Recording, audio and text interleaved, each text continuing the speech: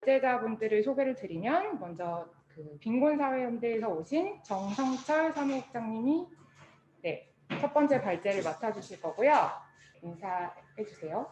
네, 안녕하세요. 빈곤사회연대에서 활동하고 있는 플랫폼C 회원이기도 합니다. 정성철입니다. 반갑습니다.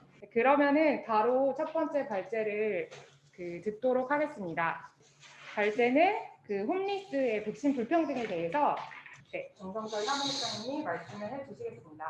이 PPT에는 되게 간단하게 담았어요. 어쨌든 거리 홈리스 뿐만 아니라 홈리스가 2분기에 백신 접종 대상이 되었는데 그 거처 유형별로 봤을 때 이제 시설에 있는 홈리스보다 거리에 있는 홈리스들이 훨씬 이제 미접종률이 높았다. 근데 그 이유는 무엇이고 어떤 문제들을 해결해야 되는가라는 간단하게 좀 말씀드릴 것 같고요. 좀 자세한 내용이 궁금하신 분은 그 링크를 공유해 드릴 텐데요. 홈리스 행동 인권팀에서 그 백신 이슈 관련해서 저도 같이 하고 있는데 최종 실태 조사를 진행했었고 그 최종 결과 보고서가 있는 링크를 공유해 드리겠습니다.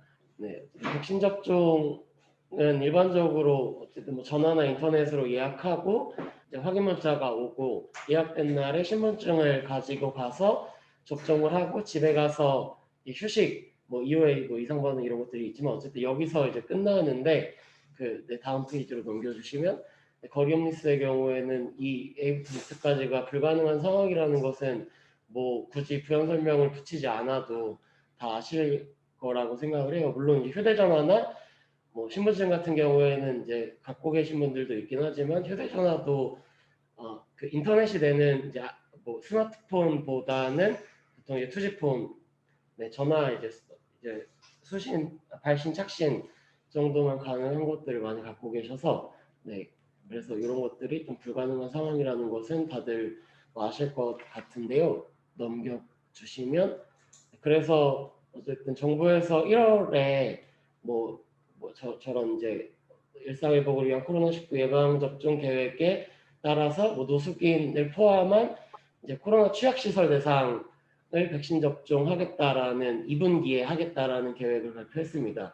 그리고 이 좀 구체적인 지침이 4월 2일에 발표돼서 접종이 시작되었고, 그 표를 보시면 어쨌든 다 시설이라고 되어 있는데 이용시설이라고 되어 있는 부분에 이제 거리 홈리스 분들이 포함되는 것인데요.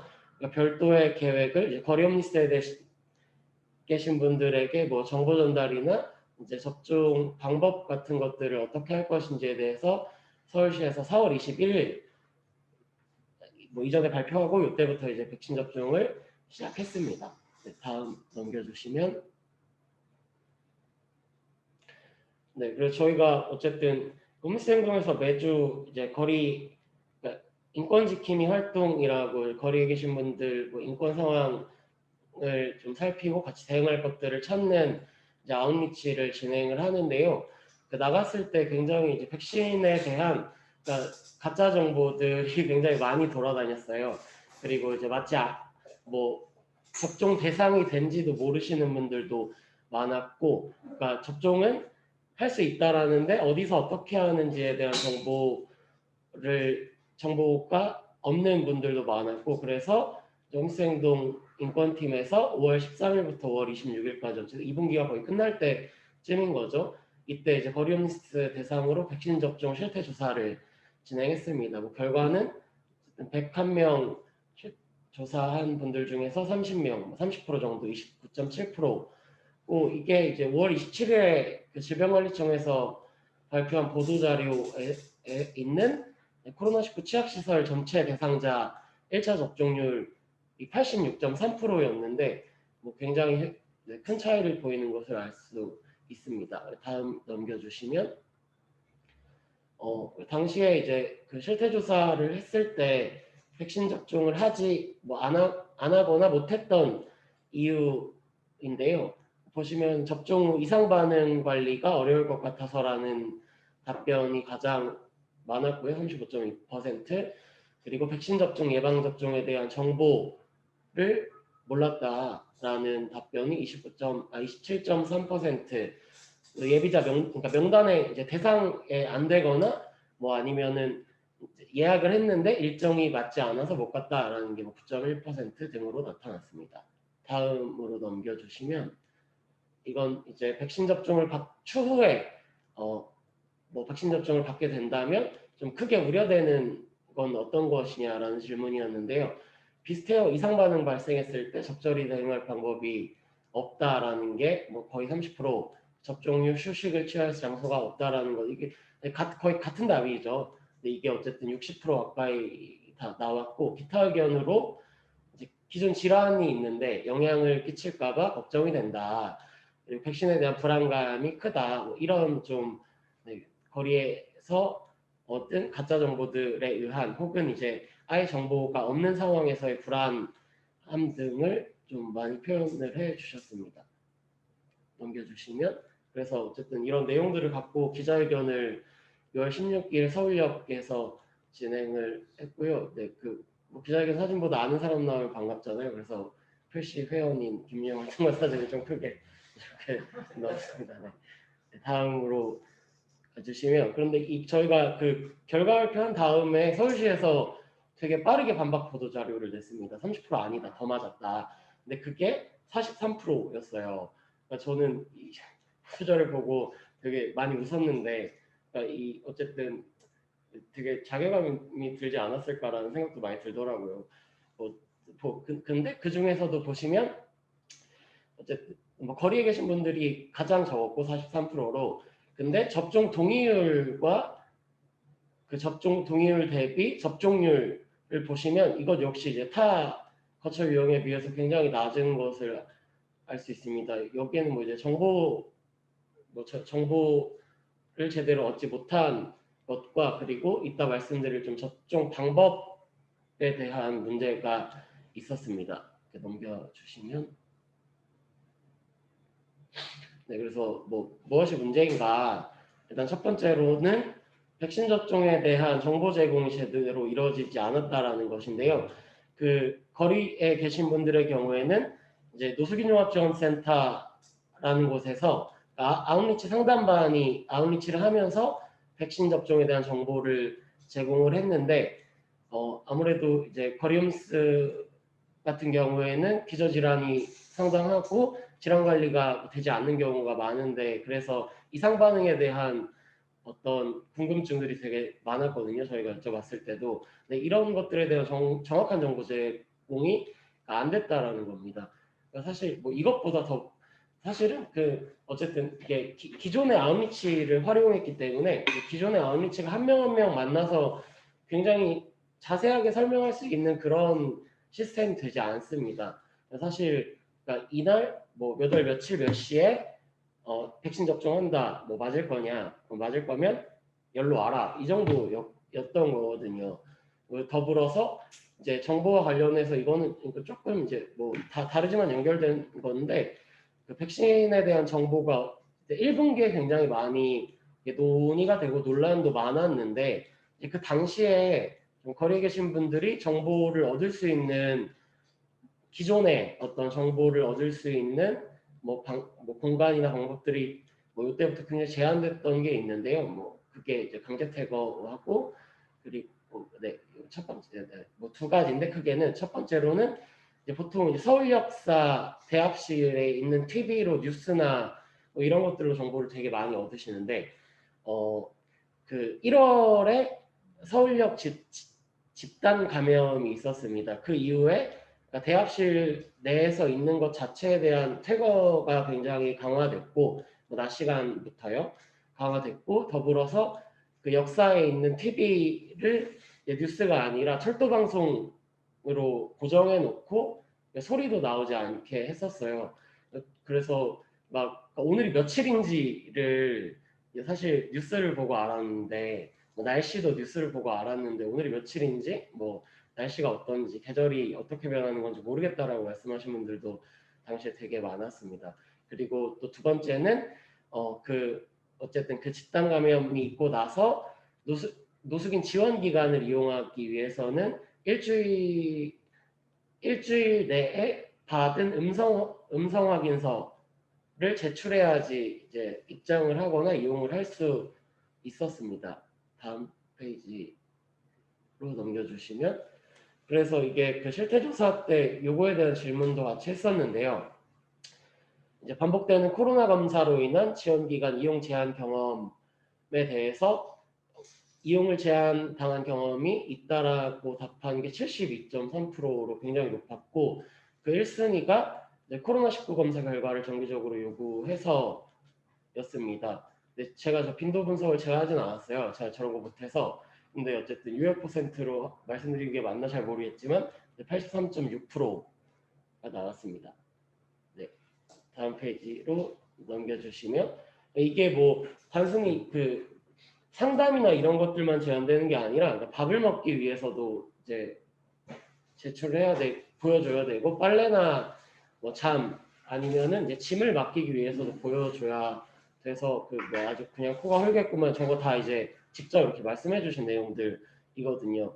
그래서 보면 그러니까 밥으로 예를 들어서 말씀드리면, 그 서울역에 있는 따스한 체험터라고 하는 이제 무료급식장이 있는데, 그 서울시에서 장소만 대여해서 이제 뭐 이렇게 종교기관들이나 이런 데서 와서 이제 식사를 제공하는 곳인데, 그 1월 그러니까 집단 감염이 일어나기 전과 후를 비교했을 때 이용 인원이 거의 3분의 1 정도가 줄었습니다.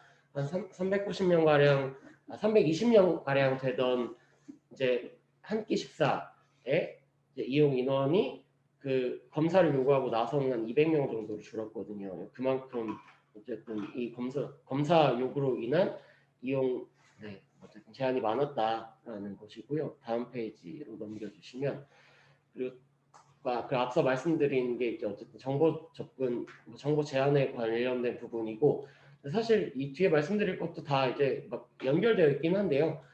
두 번째로는 접종 대상 파악을 위한 노력이 부재했고, 접종 기회나 장소가 한정적이었다라는 것인데, 이게 접종 동의자 대비 실접종률이 굉장히 낮았던 이유와도 연결된다고 생각하는데, 그 2분기 계획에 따라서 접종이 이루어진, 접종을 실제 진행한 곳이 서울에서는 용산, 서대문, 영등포 이렇게 세 곳뿐입니다. 그러니까 노수인종합지원 센터가 있는 곳들이거든요. 딱 그 지역에서만 접종을 했고, 이 기관들도 그 3분기 동안, 한 분기 동안, 2분기 동안 한 2에서 3일 정도, 그러니까 몇 월 며칠 몇 시에 오세요 하고 뭐 일이 있어서 못 가면은 못 맞는 거였거든요. 네, 이런 식으로 좀 진행이 됐습니다. 그리고 세 번째로는 이상 반응 시에 대처 방안이 뭐 제공되지 않았다라는 것인데, 어쨌든 이게 뭐 정부 홍보 자료에 따르면이 아니라 그냥 상식적으로 이제는 그 백신 맞으면 뭐 통증, 그러니까 뭐 피로감이나 근육통이나 두통이나 메스꺼움 이런 게 있을 수 있다라는 것 대부분 알고 있잖아요. 그런데 거리에 있는 상태는 사실 마실 물조차 구하기가 쉽지 않은데, 이런 이상 반응에 대응하기가 사실 불가능한 거죠. 그렇기 때문에 그러니까 지금 상태에서 백신을 맞기 적절하지 않다라고 생각을 하셨던 분들이 굉장히 많았고요. 그리고 또 그리고 또 당시에 이제 서울시의 반박 보도 자료가 나왔을 때 이런 내용도 있었어요. 그래서 저희가 그 기자회견에서 어쨌든 주거 지원을 연계한 백신 접종해야 된다라고 얘기를 했었는데, 뭐 종합지원센터 내에서 일시보호 공간에서 보호하거나 임시 주거, 고시원이나 촉방을 제공했다라고 했는데, 이제 그 접종하신 256명 중에 일시보호, 어쨌든 시설이죠, 쉼터 뭐 이런 건데 33명 12.9%, 그리고 고시원에 들어가신 분은 14명 2.5%밖에 되지 않았습니다. 넘겨주시면, 이런 주거지와 함께 이상 반응에 대처하기 위해서는 진짜 많이 이렇게 아프거나 뭔가 심한 통증이 있을 때 병원에 가야 되는 건데, 이게 뭐 약간 말하면 길어지는데, 어쨌든 노숙인 의료 지원 체계는 지정병원만 갈 수 있게 되어 있고, 어쨌든 절차나 이런 것들이 굉장히 복잡합니다. 이전에도 이제 의료 뭐 접근이 굉장히 좋지 않았는데, 이거는 이제 서울시 관계자가 그 비마이너에서 그 인터뷰한 걸 보고 알게 됐는데, 이렇게 인터뷰했더라고요. 코로나19는 천재지변에 해당되는 재난 상황이기 때문에 지정병은 아니고 응급조 뭐 서울시내 병원에서 응급조치 가능하다. 그 병원비 역시 지원한다라고 발표를 했는데 이게 그러니까 아무런 안내나 홍보가 없었습니다. 그러면 당연히 네, 알 수 없는 것이죠. 안내가 없었으면 이런 좀 네, 이상 반응에 대한 대처 방안이 제대로 얘는 어쨌든 정보 제공과도 연결이 되는데 이런 문제가 있었습니다.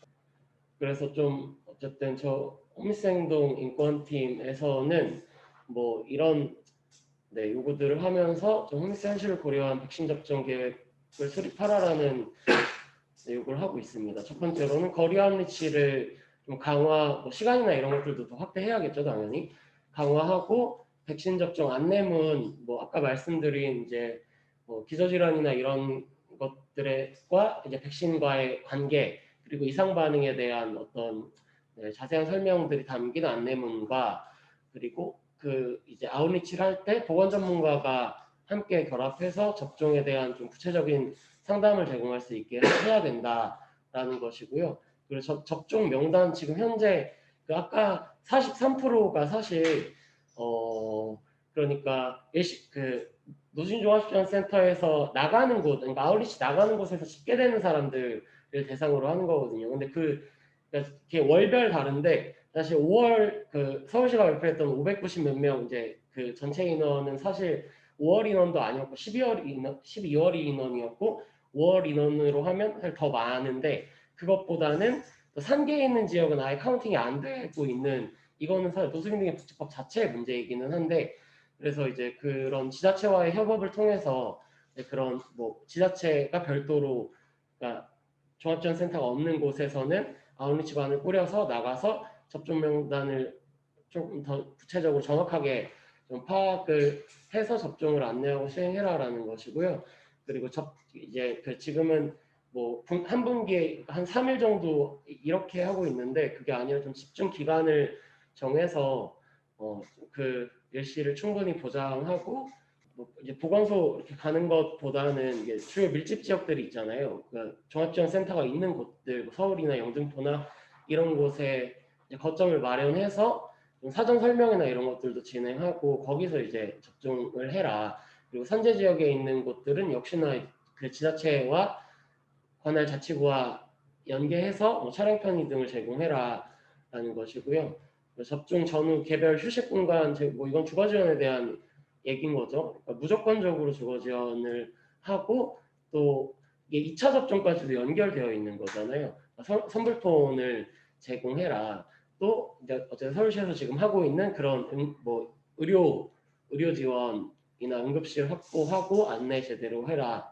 마지막으로는 그러니까 이 지원 기간이나 백신 접근을 계속 저해하는 요소들이 있었다고 아까 말씀드렸잖아요. 그런 것, 코로나 검사 일주일에 한 번씩 받게 하는 것, 그리고 서울역 공공공간에서 강제 퇴거 이런 기존 차별 조치를 중단해라라는 정도의 요구를 하고 있고요. 다행히 이제 3분기 계획에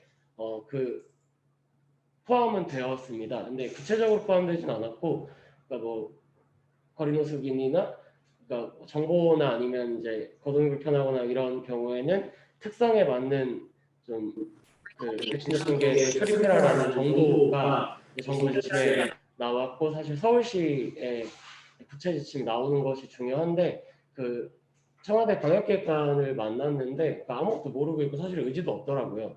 어쨌든 그 정도가 나왔다라는 것 자체에 좀 네, 긍정적이다라고 생각을 했고 지금은 국립중앙의료원과 서울시와 좀 협업해서 이 그러니까 백신과 그리고 주거 지원 이렇게 좀 같이 할 수 있게 하라고 좀 작업들을 하고 있습니다. 공공성을 이야기할 때 그 안에서의 빈곤에 대한 것들을 어떻게 같이 잘 이야기할 수 있을까에 대해서도 좀 같이 저도 고민을 더 깊게 해야겠고요.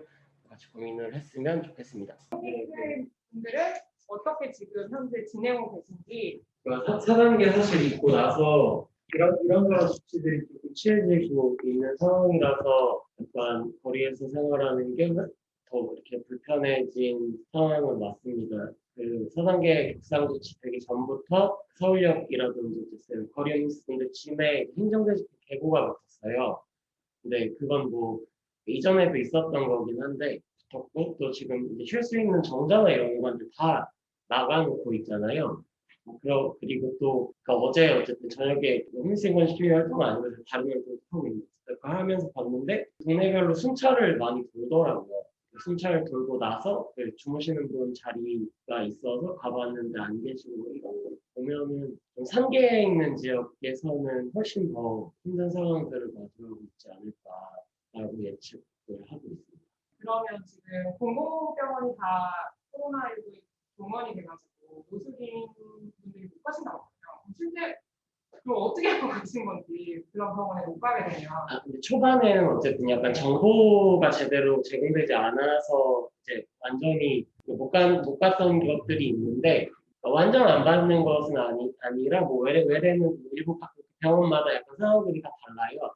근데 그런 정보가 처음에 제공이 아예 안 됐던 것이 있었어서 그리고 또 이런저런 문제들이 있는데 지금은 어쨌든 그러니까 뭐 제한적으로나마 병원 이용을 할 수 있는 상황이지만 사실상 그것이 문제가 아니라 이 지정병원 제도 자체가 아니라 지금 어쨌든 홈리스 분들은 공공병원, 그러니까 지정된 병원, 공공병원 이제 서울 같은 경우에는 플러스 하나 민간병원을 넣기는 했는데 거기만 이용할 수 있는 문제, 약간 근본적인 문제가 있는 거고 아까 이 기자회견 사진 보여주셨던 거는 그렇게 제한된 상황에서 공공병원들이 코로나 전담병원으로 지정되면서 그러니까 당시에 어쨌든 병원 자체에서도 혼란도 되게 컸을 것 같고 근데 그런 정보 제공이 제대로 되지 않아서 여기 한번 갔다가 안 되는데 갔다가 사실 가시는 것 자체도 되게 어렵거든요. 2시간씩 걸어가시고 이러는데 갔다가 안 된다고 하니까 이렇게 또 밖에 그냥 2시간 안 됐다가 오시고 그냥 포기해버리고 그래서 저희 처음에는 병원마다 전화를 되게 많이 돌려봤었어요. 그러니까 지금 아예 안 받는 건지 아니면 뭐 외래는 받는 건지 뭐 이런 것들을 돌려봤는데 그런 상황입니다. 실 공간이 예방 백신을 맞으시고 의료진들이 실 공간이 없다고 했잖아요. 그럼 아무튼 기본적으로 그 타이레놀을 사서 원래 한 이틀 정도 그렇게 거의 하는데 그럼 그 시간에 거의 뭐 대부분 거리에 계셨던 게 맞는 거고 그 아까 그 주거 지원 받았던 비율이 14명밖에 안 되는 거잖아요. 260 몇 명 중에서 근데 그 고시원에 들어가신 분 중에 이제 그 만나서 이거 그 시사인의 기사로도 아마 나왔을 텐데 근데 그 주거 지원을 받아서 고시원에 이제 가려고 원래 있던 장소로 가서 이제 짐을 챙기러 가신 건데 그 딱 가셨는데 이상관이 딱 오셨다고 하더라고요. 지금 모든 그래 거기서 그냥 쓰러져서 있다가 그 이상관이 다 없어지고 고시원에 들어가셨다 이렇게 얘기를 하는데 진짜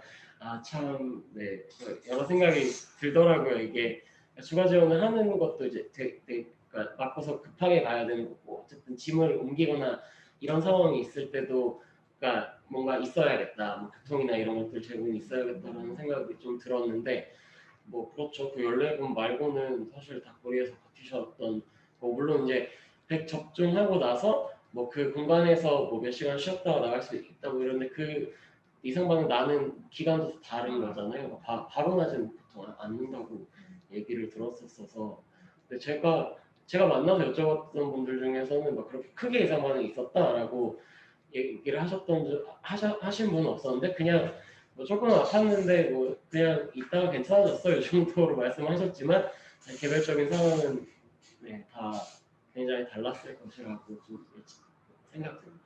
저도 사소한 질문인데 그 500 몇 명 중에 몇 분만 맞으셨고 이렇게 통계가 있었잖아요. 네. 그 전체 숫자는 그래도 제대로 카운팅을 하고 있는 건가요? 정부에서?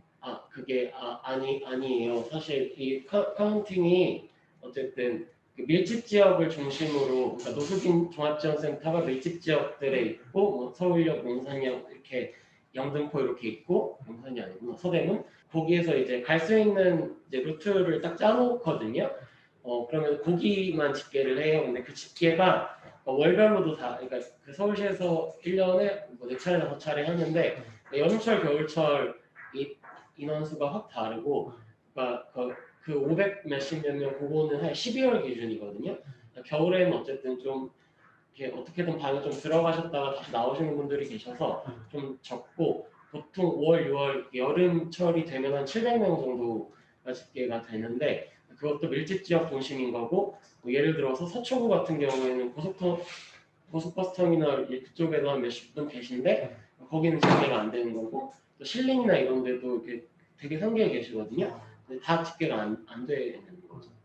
사실 정확한 집계는 아니다라고 말씀드려야 될 것 같아요. 그 재난 취약성이라는 개념이 있습니다. 근데 뭐 다 들으면 아시겠지만 이제 재난이 오면은 뭐 소위 취약계층이라고 말하는 사람들, 차별받는 사람들 그 선을 따라서 되게 재난의 위험도 불평등하게 배분이 된다는 뜻인데 저는 뭐 이걸 얘기를 들으면 그렇지 이렇게 다 고개를 끄덕일 수 있을 것 같지만 실은 방금 들은 얘기도 그렇고 제가 평소에 빈곤사연대에서 활동하는 코로나19 이제 상황에서 하는 걸 들었을 때는 굉장히 사람들이 구체적으로 이게 어떤 방식으로 우리가 되게 당연하게 생각하는 권리들도 그 빈곤층이 받을 수 없는지 이런 부분에 대해서 되게 그걸 구체적으로 드러내시는 역할을 하고 계시다고 생각하고 저는 그 코로나19 대응에 되게 주요한 어떤 전선 중에 하나가 아닌가